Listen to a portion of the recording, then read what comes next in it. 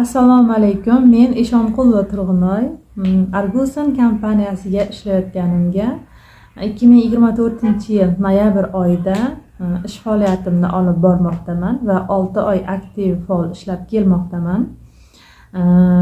Bu Arguson kompaniyasining imkoniyatlari juda ham ko'p ekan va nogiron farzandi bor onalarga ham bir martalik yordam puli berilish imkoniyati bor ekan. Men shundan foydalangan holda 2012-yil 20-iyulda tug'ilgan Xolboyev Azizbek o'g'lim bor.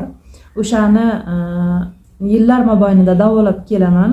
O'shalarning dokumentlarini Arguson kompaniyasiga tashlagan edim va direktorlar, bu kompaniyani direktorlari bu xat hujjatlarimni, farzandimning dokumentlarini tasdiqladi va o'g'limning davolanishiga, reabilitatsiyasiga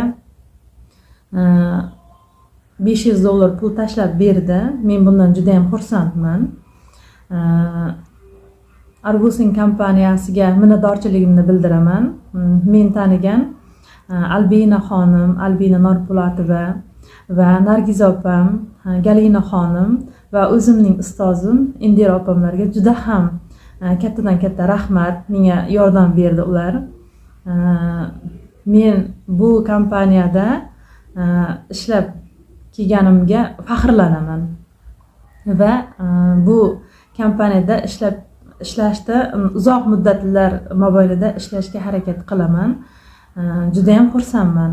Sizlardan minnatdorman. Xudo xohlasa endi o'g'limni, farzandimni больницаga olib borib, yotqizib, shu pullarga davolash niyatim bor.